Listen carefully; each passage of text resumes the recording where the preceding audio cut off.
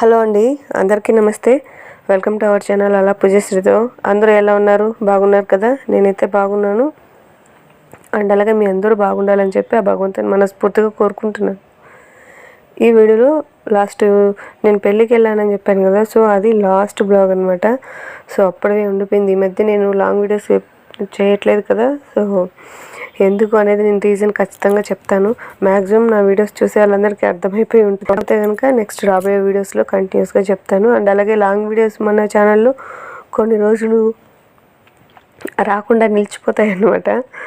So ఇప్పటికీ అర్థమైపోయి ఉంటుంది అనుకుంటున్నాను.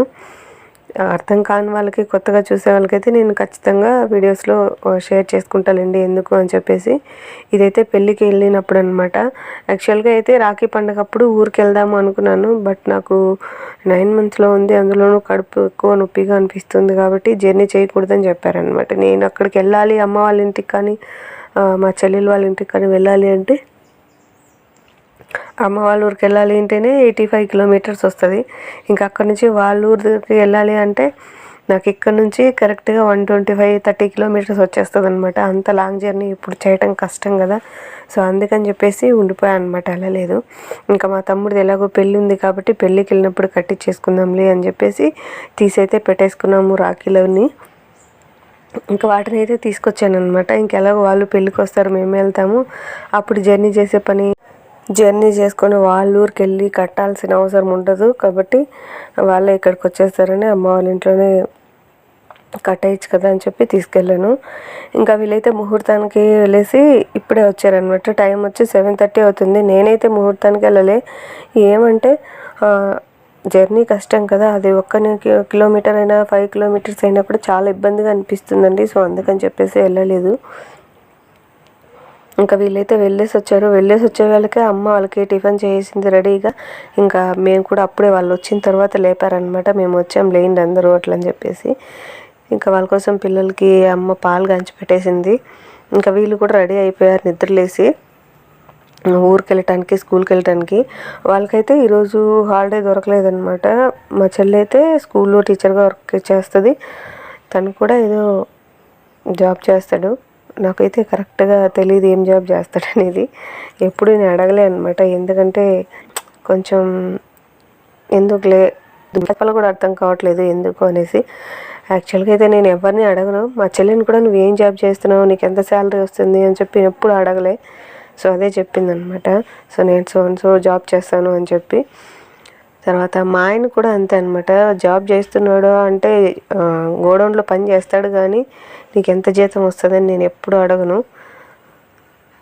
ఏమి అంటే వాళ్ళ కష్టానికి తగ్గట్టు ఫలితం లేకపోతే వాళ్ళు దేంట్లో కూడా వర్క్ చేయరు కదా.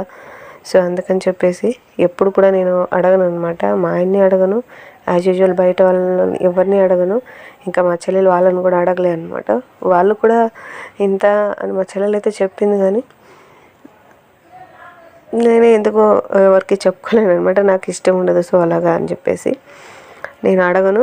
వాళ్ళు షేర్ చేసింది ఇంకొకరితో చెప్పుకోను అనమాట. ఎందుకంటే నాకు అందరితోనే చెప్పుకోవటం ఎక్కువగా ఇష్టం ఉండదు. ఎందుకంటే వాళ్ళు ఇంత తక్కువ డబ్బులకి పని చేస్తారా, ఇంత ఎక్కువ డబ్బులకి కూడా పని చేస్తారా అన్నట్టుగా కామెంట్స్ పెడతారు కదా.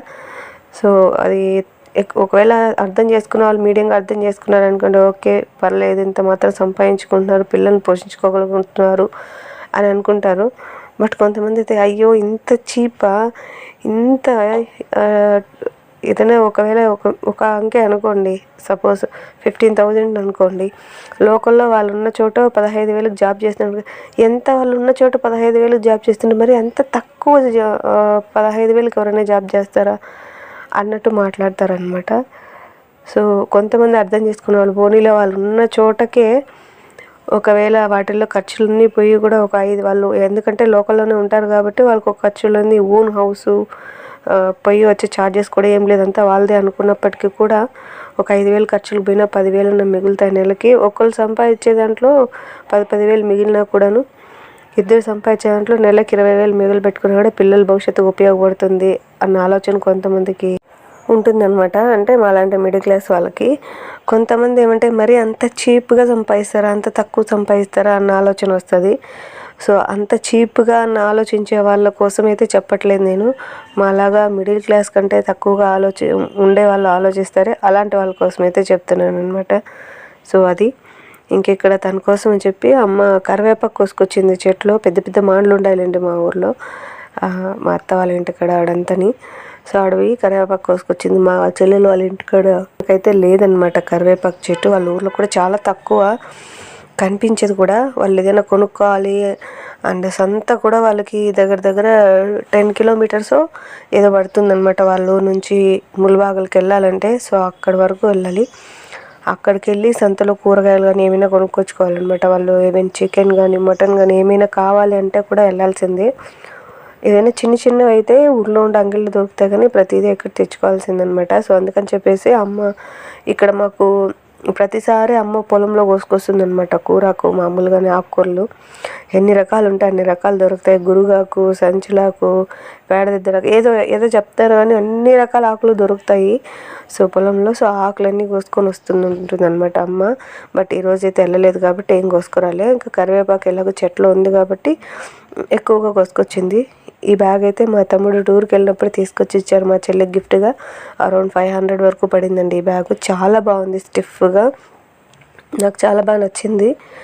మా తమ్ముడు ఏమన్నాడంటే నీకు కావాలా, నీకు చెప్పింటే నేను ఇంక నీకు కూడా ఒకటి తీసుకొచ్చి ఉంటే కదా అన్నాడు అనమాట. నేనైతే ఏమన్నానంటే వద్దులేరని తీసుకుంటానులే కానీ ఎప్పుడైనా.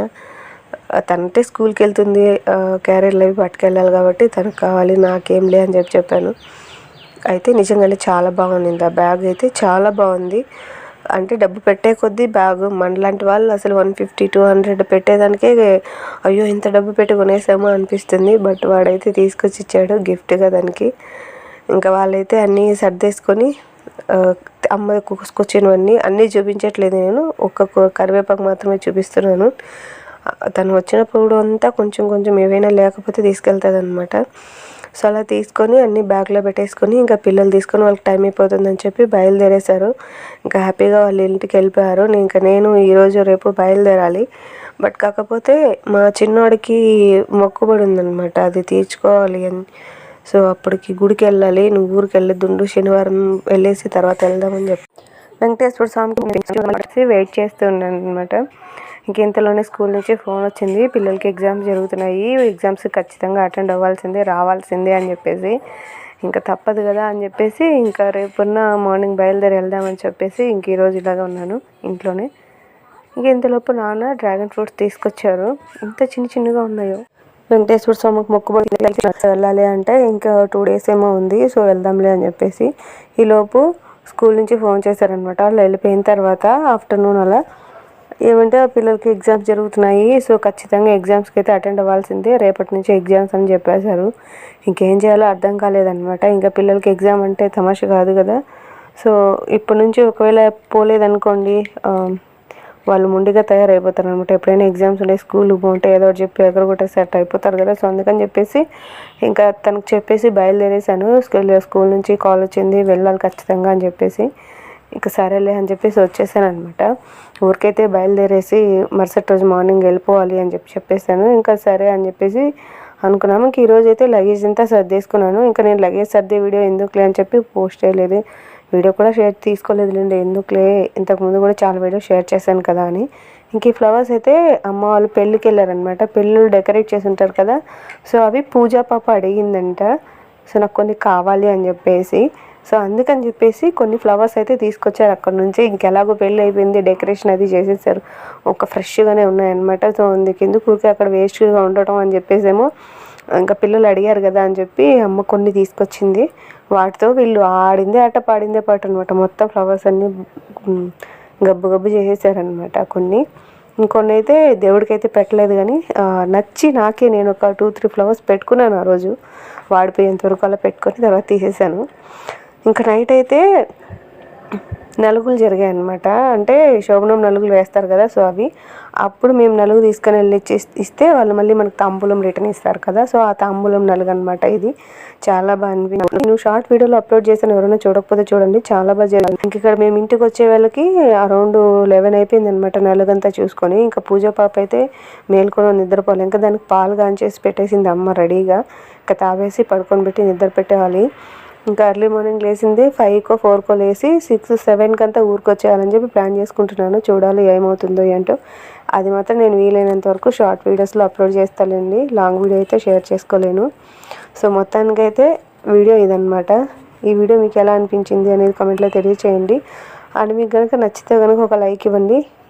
అండ్ ఇలాంటి మరిన్ని మంచి బ్లాగ్స్ కోసం నా ఛానల్ని సబ్స్క్రైబ్ చేయండి. చూసి వెళ్ళిపోకుండా మీ అమూల్యమైన సలహాలు సూచనలు కామెంట్లో తెలియచేయండి. అండ్ ఈ వీడియో నచ్చితే మాత్రం లైక్ ఇవ్వడం అస్సలు మర్చిపోకండి. ఇంకో మంచి వీడియోతో నెక్స్ట్ వీడియో కలుసుకుంటాను.